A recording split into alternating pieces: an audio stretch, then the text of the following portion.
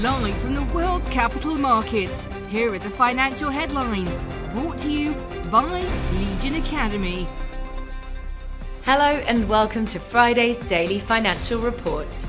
The dollar surged to a 24-year peak against the yen and a 37-year high versus sterling, as Japan's dovish monetary policy and Europe's economic problems contrasted with a relatively stronger US economy and a hawkish Federal Reserve determined to bring down inflation to its 2% target. Slovakia's national gas importer, SPP, has signed a liquefied natural gas supply deal with ExxonMobil, SPP said, as Europe races to secure alternatives to Russian gas. Gold prices were subdued under pressure as the dollar hovered near a recent peak amid a hawkish US Federal Reserve, while cautious investors also awaited the European Central Bank's rate action. The Aussie dollar price remained largely unchanged in the last session.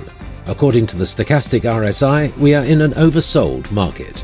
Amazon's stock rose 1.8% in the last session.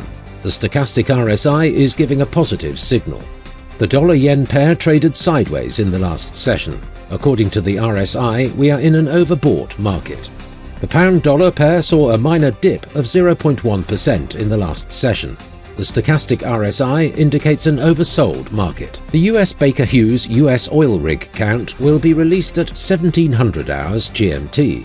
The Eurozone's Eurogroup meeting at 0 hours GMT. The Eurozone's ECOFIN meeting at 0700 hours GMT. Japan's CFTC JPY NC net positions will be released at 1930 GMT. The UK's consumer inflation expectations at 0830 GMT.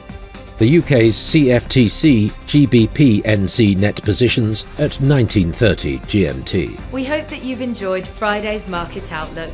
On behalf of all of us here, we wish you a productive trading day.